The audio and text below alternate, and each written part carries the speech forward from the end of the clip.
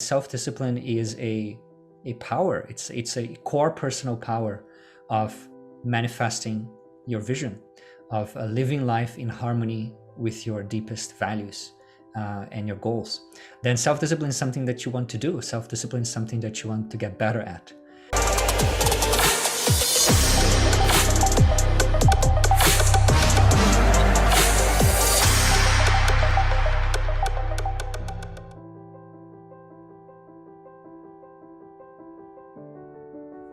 Hello everyone and welcome to another episode of the Finding Equilibrium show. How are you today? I hope all is well. And today I'm with Giovanni Denstmann. I'm delighted that you're here. Welcome, Giovanni. Giovanni is a self-discipline coach. I'm super excited to talk to him a lot more about that. A meditation teacher and a best-selling author. And I think your latest book has just come out, and it sounds like a really interesting title, and I'm super excited to read it. So welcome, Giovanni. How are you today? Thank you, Lawrence. It's a pleasure to be here. Cool. So, and where are you speaking to us from? From Central Coast, New South Wales. Nice. So maybe we'll just kind of start right at the beginning for people who are not familiar with your work. A self-discipline coach. What does that mean exactly? And how does a person become a self-discipline coach? I'd love to learn more about your journey. Right, that's an interesting question. Well, I've come from the world of meditation and mindfulness, and I was creating online courses and programs and apps and coaching people for a few years, and I realized that people needed and wanted more self-discipline to achieve their goals in life. And this is something that I've put a lot of energy and time and thought into in my own life, but I didn't think that there was something that I could teach. But as people started to ask more and more, how do you do this? How are you so disciplined, so structured, and achieve your goals in such a kind of consistent way? Then I started thinking more about it and creating a framework that it's what I call now mindful self-discipline. And it's what I teach through my book and in the coaching programs, in the app. The idea is, most people have a negative view of self-discipline. They think of self-discipline as a form of self-punishment, or a form of forcing yourself to be on track of doing what you don't want to do. And when you look at it that way, then you don't want to do it, right? And if you do it, you want to reward yourself with a guilt pleasure, so to speak, or a temptation at the end because you have put so much effort and done the right thing. And so it's not really sustainable. Now, the trick here is seeing self-discipline under the right light. That self-discipline is not self-punishment. Self-discipline is self-respect. It is respecting the promises you make to yourself. And with that comes also respecting the promises you make to other people, to the people you work with, the people in your family, people in your life in one way or another. So when you say you will do something, you would do it, not because you're forcing yourself to do it, but because you see that is aligned with the person you want to become, that is aligned with the vision that you have for your life, be it your work life or your personal life. So when you see it like that, that self-discipline is a power. It's a core personal power of manifesting your vision, of living life in harmony with your deepest values and your goals. Then self-discipline is something that you want to do. Self-discipline is something that you want to get better at. And the way I teach this is from the mindfulness point of view. So there is no beating yourself up. It is self-discipline based on awareness, having a really clear vision of what you want, and then aligning your actions, your thoughts, your life, your habits to that vision so that you can turn it into reality. So that in a nutshell is the idea behind mindful self-discipline. Wow, that's so interesting. And when did you get this realization? And there's a whole range of different questions that are coming to my mind. But before we get into that, when did that come? Was there like a moment when you thought, okay, self-discipline is the thing that's preventing people from experiencing true mindfulness or some of the benefits that that meditation and some of the other things that you teach come from? Was there a moment, or has it been like a journey that you've gone through in terms of your own awareness? Yeah, interesting question. I think it was more like a gradual understanding of this being a skill that to some degree I naturally had, but then I saw how valuable it was, and I wanted to develop it even more. And seeing that people had a really hard time understanding it or practicing it, and just reflecting on like, where's the gap here? Why, if you want something, then you make choices that are in alignment with that, so that you can turn it into a reality. And I saw that self-discipline gave me so many things in my life. It gave me, the ability to exercise every day for at least an hour in some periods of my life, 7 days a week. It gave me the ability to really outperform in my work. First, in law, when I was in Brazil before migrating to Australia, there was a big exam, national exam, to get a much coveted job in law, as an assistant to a labor court judge. And there were 4,200 people. And some people had been studying for this exam for several years. And I just got to know of it in that year, which was the year I was graduated in university.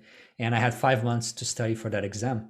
And I studied 5 to 7 hours a day, 7 days a week during those 7 months, in a very structured way, in a very kind of strategic way. And I passed that exam number 2. And so I got the job. There were a few positions. And also, after migrating to Australia and working as a programmer, I have not come from a background in IT. I taught myself programming, and I was working with people who have gone to university, some of which have had master's degree. But after a year or so, I was the most productive programmer in my team. We were 6 people.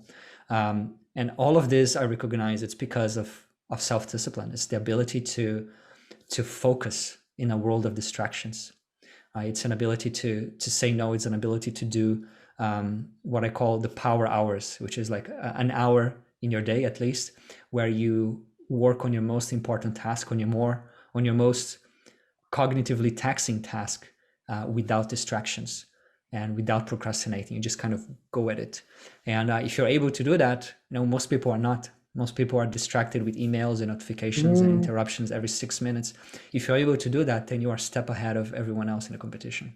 Wow, that's so powerful what you just said. So your journey, because you said something which is interesting. So your journey's come from, so you're Brazilian, you're a lawyer, you moved to Australia, you worked in IT, you almost self-taught yourself.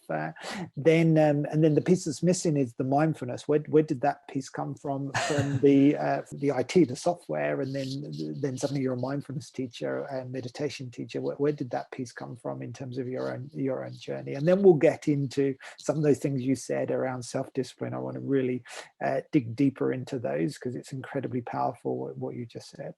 Right. And so that was a parallel journey that was happening with my career. There was this parallel journey into kind of exploring body-mind practices, spiritual practices, etc. I ended up, since I'm 14 years old, I've been trying different things in this. I was a very restless teenager and kid. And I had this kind of philosophical thirst to understand things from a different perspective. I was also very attracted to Eastern practices, body-mind practices. And that's how I started. So these two journeys kind of went along in parallel. One have nothing to do with the other, until I decided to quit my job and to do this full time. So that I created my website and started kind of like as a part-time thing, and then eventually decided to quit my job in IT and do this full time. And that's where they both united. That's so interesting. So it's kind of like a side hustle, main hustle, or a personal project of passion, I guess. And then suddenly the two things have come together. And then self-discipline has become that big thing.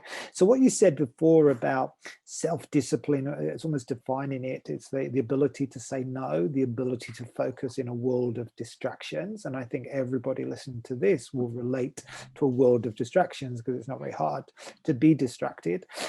I guess a lot of people, when they hear you say those words, they'll think, clearly you're wired in a particular way. You're hardwired to be structured, to be disciplined.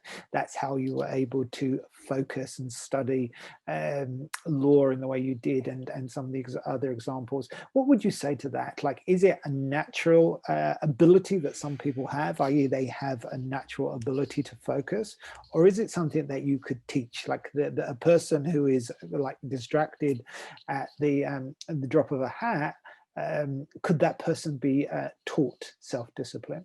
Mm-hmm. It's both. It's both. It is definitely a skill that can be trained, and that's why I do the work that I do. If I thought that it could not be trained, then there wouldn't be much point writing a book about it and coaching people. But definitely there is some kind of natural aptitude. So if you think about let's say it's like going to the gym. You know, some people, everyone that goes to the gym and do the exercises will get some benefits. We'll burn some fat, we'll build some muscle, but some people would do that at a much higher rate than others. Other people are more naturally kind of fit and thin than others, but everyone that goes through the exercise regime will improve that skill. The same thing with focus, self-discipline, and other virtues.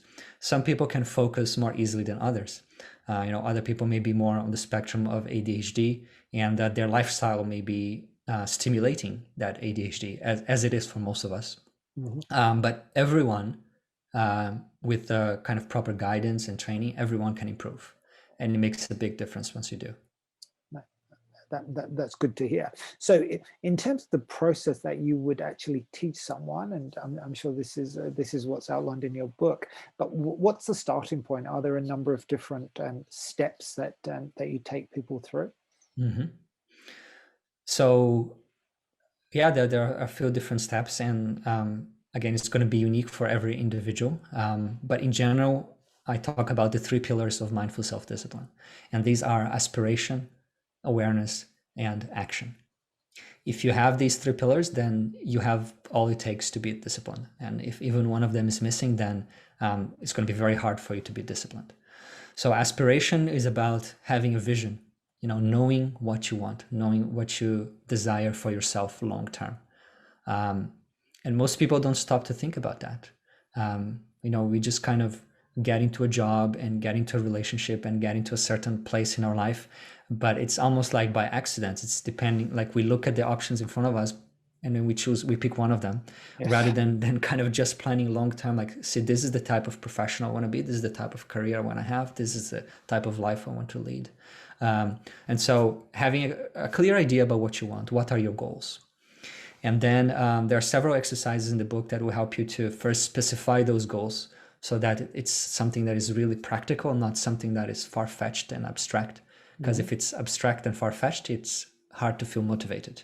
It needs to be something concrete that you can achieve in the next month, 3 months, or 6 months, that you know the exact steps. And so there are exercises for all of that, magnifying your aspirations, so that the stronger that goal is for you, the stronger is your awareness about that goal, the more drive, the more motivation you will derive from it. We talk about the different virtues that we need to develop in order to have a strong aspiration. So for example, the virtue of ownership, which is taking responsibility for your life. Because if you're not taking responsibility for your life, then self-discipline doesn't make much sense, right? You just feel yourself to be a victim of things. Self-belief, believing that you can achieve your goal, believing that your goal is worthy and important, and believing on the journey that you have chosen, because self-doubt will destroy you. Self-doubt, if you don't think that you can achieve it, if you don't think that it's important, if you don't think that the path you have chosen is going to take you there, then you're not going to put much effort. So all of this is part of the aspiration pillar, and I compare it to having a compass with a north, like where you're going. You have 100% clarity on that.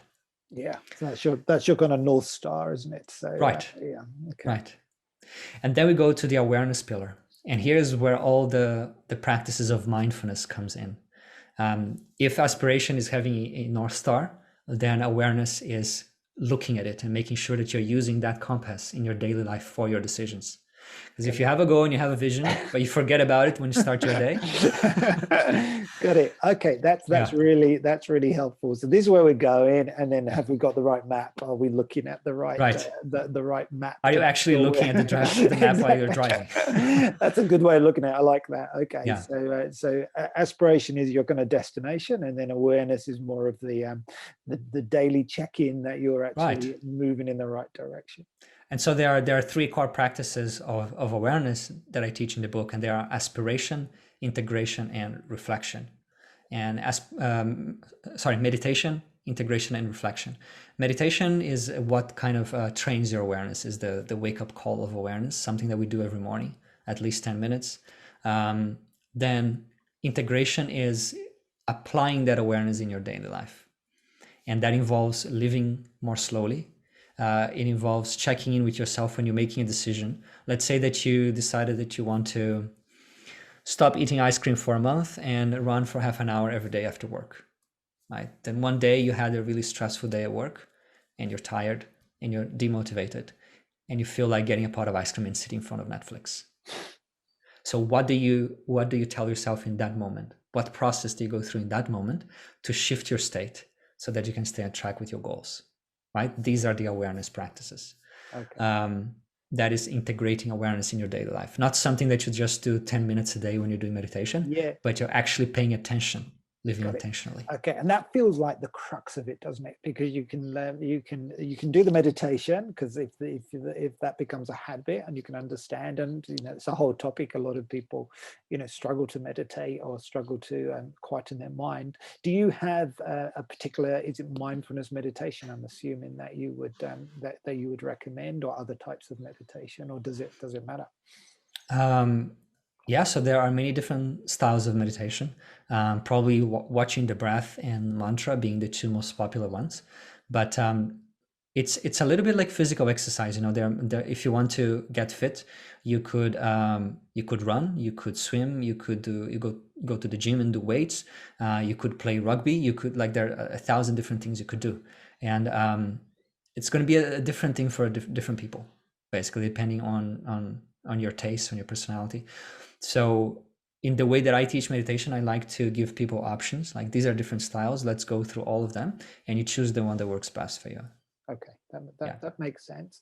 And then the integration in terms of the tools, or what you can do to make sure that you do remain focused, Right. Because we do get distracted. I get distracted, and I'm very aware of a lot of what you talk about. But things come along and take our attention.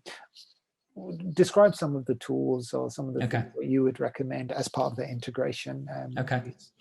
So in a very simplified manner, so we don't get too much into the nitty-gritty, there's this method called the PAW method, PAW, and that stands for pause, awareness, and willpower.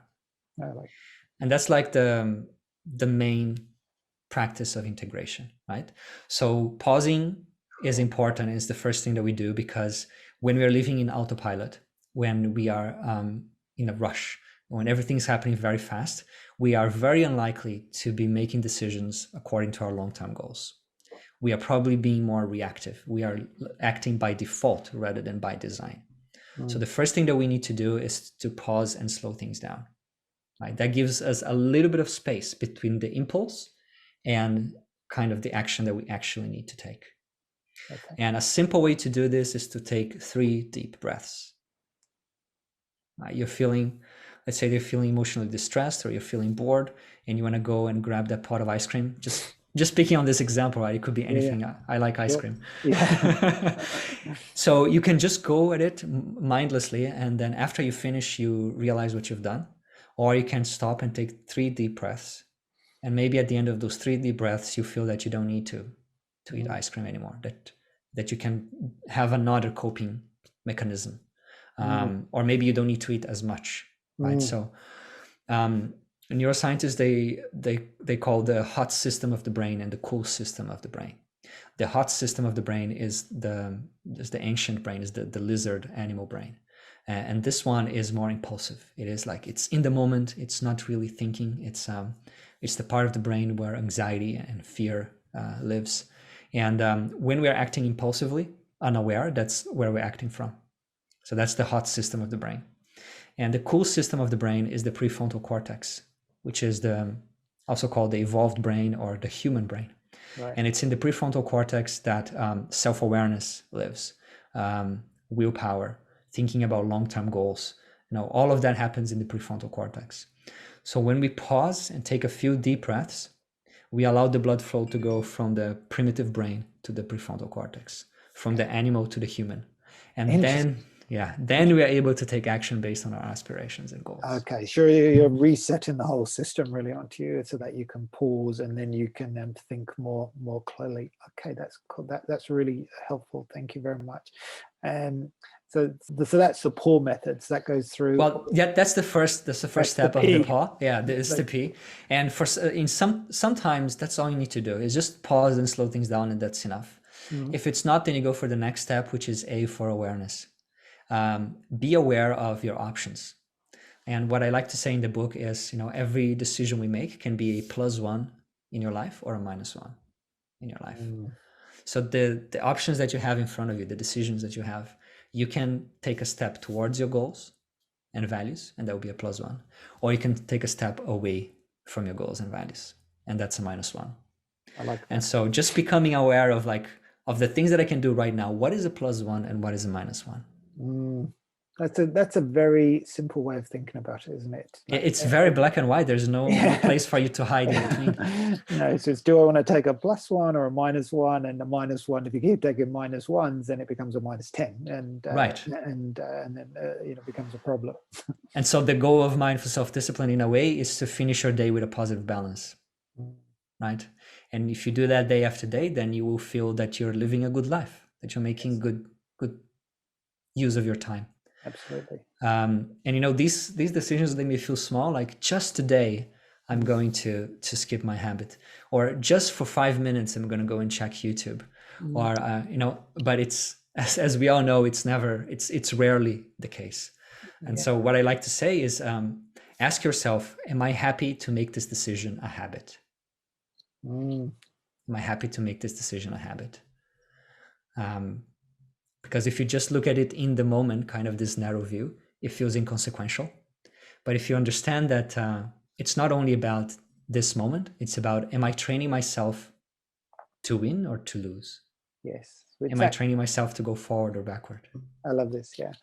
I mean, it's that compounding effect, isn't it? You do those very inconsequential, but if you have, I don't know, like if you have black coffee every single day, then that turns into 7 cups a week. That might seem like not that many, but ultimately you can decide, is that moving you towards or moving you away from that aspirational vision that you described at the beginning. I really love that. Thank you. Yeah. And then the final step is willpower. And willpower is anything that you can do in that moment to shift your state. So you are about to make a decision that is a -1, and then you make an effort to shift your state, to shift your self-talk, to shift your emotion in that moment, so that you can get a +1 instead. And in the book, I share over 20 different techniques of willpower. But yeah, that's the core process. You pause, slow things down, breathe, become aware, am I getting a +1 or -1? What's happening here? And then you make an intention to live in alignment with your values, with your goals. I love that. It sounds really easy, but I know in practice it's it may not be as easy as it sounds. And then you mentioned, like, within that awareness, there's also the reflection. So just to recap, we've got the meditation, we've got the integration, and then reflection. Reflection. These being the 3 core practices of awareness. And the reflection is basically to learn, to look at the data, so to speak, of your own life and see where you're going. So one of the ways of doing that is through journaling. And I recommend 3 simple questions to ask yourself every night. How have I taken a step toward my goals today? Right? And then you feel grateful for making that effort. It's a win. Then the second question is, how have I taken a step away from my goals today? And that's an area of growth. We don't beat ourselves up, because that doesn't work, right? It's just about awareness, just pure awareness, seeing like, okay, this is how I have taken a step away from my goals today. I want to be aware of it. And then the third question is, what will I do better tomorrow? That's your intention. If you have a goal and you ask yourself these questions every night, you will begin to see the patterns. You will make your goal more present throughout your daily life, because you're training your brain like, hey, this guy is going to ask me this question every night. So I better pay attention during the day. Yeah, it's interesting, isn't it? Yeah, like asking those questions, it turns you into, I guess, a bit um, like a movie maker, like looking at your own life, looking at your own day, and then thinking about the answers, so that Right. you can share those at the end. Yeah. I can Yeah. see how powerful that would be. One thing I've noticed, and I'd be interested in your view around this, is that often the reflection piece is the piece that's often missed out. You know, like growing up in working in a completely different context, but I always notice that people are very focused on the activity and doing things, but often they don't do the review, they don't do the reflection, and therefore they don't capture that learning or get the awareness of the patterns, and that's what you often see, is that these same patterns just keep being repeated over and over without that awareness. Why do you think that is? Why do you think people don't, or maybe that's a perception I've got that is inaccurate? Do you notice that reflection is hard for some people or a lot of people? Is that something you've noticed in your work? Yeah, I think it's for most of us is not something that we have been taught to do since we were kids, or even at school. It's and also we are living a very fast-paced lives in which we are doing one thing after another. And if you just spend your whole day doing, when are you going to stop and think? When are you Mm, going to stop and look back? mm, Right? And so, like for instance, one of the practices is to have a weekly review in which you look back at your week and you see like, okay, what worked and what didn't work, what processes could be better, or could I fine tune? mm, Have I made progress towards my big goals or not? You know, just stopping to ask yourself these questions regularly will make you more aware. It will make you make better decisions. There's no doubt about this. yeah. Without this awareness, you would just continue doing what you're doing, and then you will continue getting what you're getting. Yes, we are kind of hoping for the best, aren't you? And we're really, what you're saying, like this whole process is very, very empowering, because what it says is that you can be the designer of your own life. You know, and these are some tools that mean that you don't have to be this victim, kind of waking up and hoping for the best and then reacting as things occur. You can actually be proactive, and when things do occur, because they occur every day, then you can still move forward, but as long as you're capturing those learnings, because those learnings you take with you into the future. And I like what you say about don't beat yourself up, because I think a lot of us can, when you're going through that reflection, we almost don't want to look at the things that we've done wrong, you know, and maybe that's part of our upbringing as well, is we don't want to look at the dark corners, or going back can be so painful, you know, so we don't want to look at that, and that's part of our own, I guess, psyche, Yeah. in terms of being able to deal with the lessons, so that we don't get negatively impacted just by doing that reflection. I don't Yeah. know what your thoughts are around that. Well, I think that's one of the reasons why people don't develop much awareness. They rather not see, they rather not look, because they feel that seeing these things means beating myself up. Mm, But one of the points I make in the book is that awareness is neutral. Awareness is just seeing. mm, Then you decide you don't need to beat yourself up. You don't need to add shame or guilt on top of it. You know, no. that does not help. And the science on this is very clear. When you use shame and guilt to create good habits, you are creating a negative state, a negative emotional state. And when we are in a negative emotional state, what we are really good at doing is going for instant gratification to relieve that state, to feel good. Mm, And so using shame and guilt as part of building habits and improving yourself does not work. It may work for some people, some exceptions, but as a rule, it's not a good strategy. no, it doesn't sound like a good strategy. And I guess when those thoughts come along, then you can use the same pour method to bring yourself back on Yeah. track. Yeah. Yeah, I love that. So you mentioned there are three pillars. So we covered the aspiration, we covered awareness. What's the third? So the third pillar is action. Action. And this is where the rubber meets the road, right? This is actually taking action in your daily life in accordance with your goals and values. And so in the action pillar, you will learn how to build positive habits, how to break negative habits, and also how to be really strategic about the change you want to create in yourself or in your life. So you can get a very abstract aspiration, such as, like I want to be, let's say if you are a programmer, like I want to be a great programmer. Like that's a very vague aspiration. What does that mean? It's good. It's a good north. Or your aspiration could be something like, I want to be always healthy, fit, and full of energy. Or I want to live in a home that is kind of always organized, tidy, and comfortable. Like whatever is the aspiration for you in the different areas of your life, you need to get that and translate into a specific goal. Okay, so what is like one project that I can do to advance this aspiration forward? And then you get that goal and you break it down into milestones, the different phases that you have to go through, until it's really, really clear what is your next step. Because when the next step is not clear, we procrastinate. When the next step is clear, then we know what to do. You take action. And then we look at what are the most important habits to build for this particular aspiration. So for example, if my aspiration is to share my learnings with the world in my business or in my personal life, then one particular goal could be write a book about what I've learned working 10 years in the finance industry, whatever it is. And so if that is the goal, then you break that into milestones. Okay, so first do the research, then write the first draft, then send to an editor, then the marketing, etc., etc. And then you think like, what is the most important habit for me to advance this goal? Well, it's to maybe spend an hour every morning researching and writing. And so then you go and create that habit using the framework that we go through. So that's the action pillar. It's a lot about habits. And then it's about how do you keep taking action regardless of the obstacles that come?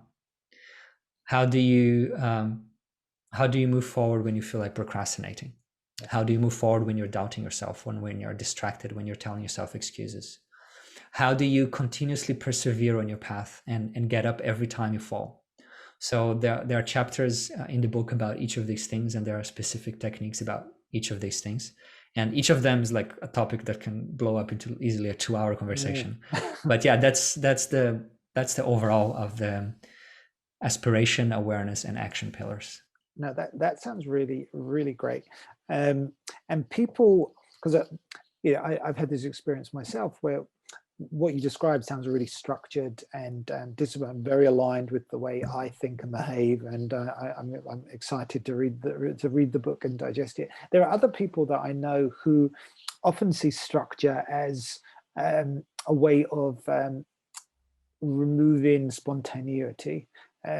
What would you say to that? Because I know what I would say, but I'd be interested in your response to that that type of rejection from using the tools that can really transform people's lives. Yeah. So sometimes this is a bit of it's a personality thing. Like people who are more creative or people who are artists, they tend to want to more kind of follow the flow. But if you study the lives of very successful artists in any field, music, painting, anything, you will find that they were all very disciplined in one way or another. They were showing up. There's a whole book written on this particular topic, which is self-discipline for artists, called The War of Art, from Stephen Pressfield. And the wonderful examples there from, like one that comes to mind, someone asks a famous writer if he writes on schedule or if he writes when inspiration strikes. And he said, I write when inspiration strikes, and it strikes every morning at 9 a.m. sharp. That's one of my favorite books, to be honest. I love that. I love that book, and that quote as well. It's so funny.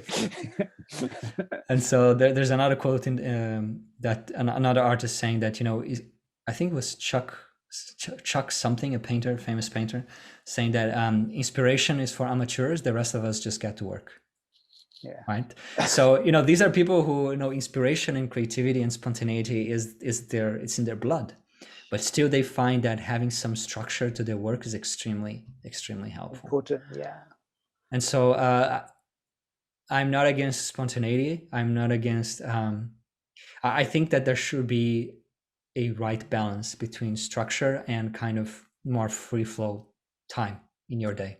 And that balance is going to look different for different people. Some people is going to be like a lot of structure, a little bit of unplug, play time, unstructured.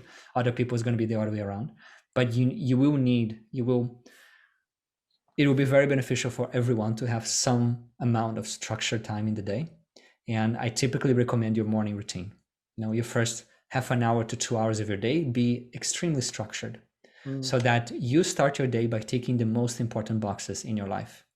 And you don't need to think about what you should do next. Your morning, it's a routine. So should I do my meditation today or not? No, you don't even think about it. Should I do my goal planning today or not? Should I do my exercise today or not? There's so many decisions that you don't need to make anymore. You don't need to spend that mental energy making these decisions because it's structured. So structure frees up your time and your mental space and energy as well. I love that. Well, I'd love to know what your morning routine is, like the first couple of hours of your day. How do you set yourself up for success? Yeah. So my morning routine is quite extreme, and I wouldn't necessarily recommend it to other people. But basically, I wake up, I do some stretches. I take a cold shower, and then I do meditation for 2.5 hours. Okay, that's a long meditation. What time do you wake up? I wake up at 2:30. 2:30 in the morning. Yeah. Wow. So again, I don't recommend this. No. It's interesting though. It's interesting. And what time? So do you have a structured evening routine as well? So, this waking up at 2:30 is something that started about 1.5 years ago. Before, I used to wake up at 5:30.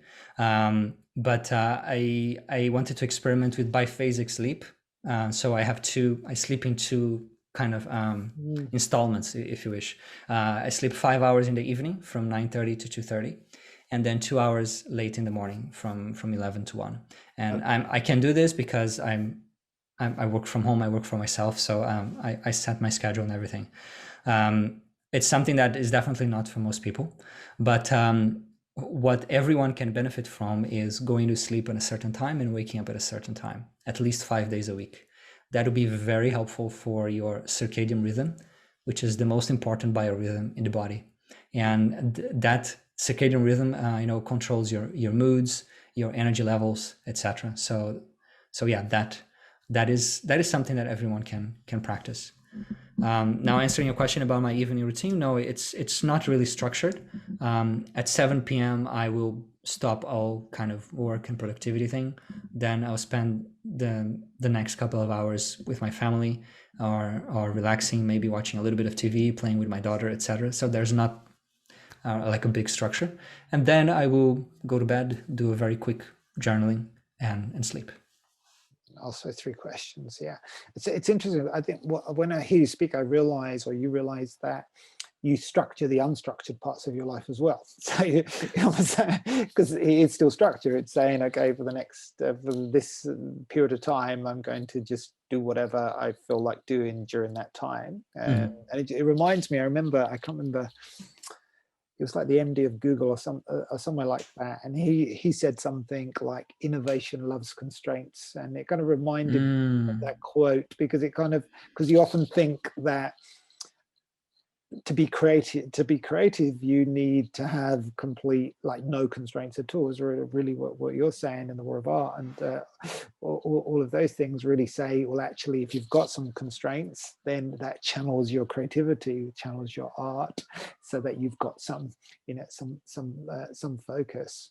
Yeah. Just on that, I'm interested, and I know it's not for everyone, but the sleep pattern that you have, which is different, and I've read a little bit about this myself. But have you noticed any significant benefits since you've been splitting your sleep in the way that you're now doing? What I like about this schedule is that I sleep 5 hours, I have 8 hours of activity, then I sleep 2 hours and I have 8 hours of activity. And so there is rest and activity in a balanced way throughout the day. And of course, if it's something's going on that day, then I won't do that. And I will just go through the whole day without those 2 hours of sleep, and I'll sleep earlier in the evening or sleep early in the morning. But so there is that flexibility. I find that you know, sometimes in the past I used to wake up and feel groggy, feel like it takes a lot of time for me to reboot, so to speak. Mm. Now that rarely happens because I'm not sleeping 7.5 hours straight. I'm sleeping 5, and then 2.5 or 2. So that is the major benefit that I experience. And yeah, just that not going 16 hours of activity before I have a break and rest. You know, having that rest in the middle. I found that is a good balance. It took me some time to get used to this. And I know some people try even more extreme sleep schedules, like there's one that is 4 times a day or 3 times a day. There Mm. is the Uberman, which is just sounds Yeah, crazy I to know me. that. But for me, this biphasic sleep works because the sleep, they say it goes into 2-hour cycles. So I get to have 2 of those in the evening and one of that late in the morning. So Mm. I don't interrupt in the middle of a Mm. deep sleep cycle. Do you like wake up naturally at 2:30, or do you set an alarm? No, an alarm, alarm. You set an alarm, so you kind Yeah, of wake up and then you get up and then you meditate for 2.5 hours. yeah. And that's a long time to meditate. Do you meditate again in the day, or is that your main No, meditation? that's it. That's You it. do. Yeah. Well, when I started meditation in my teenage years, I was just doing 20 minutes. Mm. Little by little, I created space in my life, and I wanted to go deeper and spend more time. And that's what I do for a living. I teach this thing. I read and write and breathe this. So I need to dedicate myself to it seriously. Yeah, I mean, that's amazing. And what type of meditation do you do personally for yourself, like when you're hmm practicing? hmm For me, the big part of my time in meditation is mantra meditation. I have experimented with many different types of meditation. This is the one of the ones that works the best for me. Sometimes I also do gazing meditation, open eye gazing meditation. In the yogi tradition, this is known as trataka. Right. They use it a candle flame, but you can use anything that you want to gaze on. Mm. Um, yeah, so these are the types that I practice. That's amazing. So after your meditation, do you then, is it then work that you Yeah, then start the work yeah. and move I into? have a cup of hot water because I don't know, it feels good and it warms up my voice. And then, yeah, my day starts at 7 a.m. 3 days a week, I'm just going to have lots of calls with clients, partners, etc. And then other days, I do other type of work. And do you do any cardiovascular exercise or anything like that in your day? Do you prioritize that type of exercise? Mm.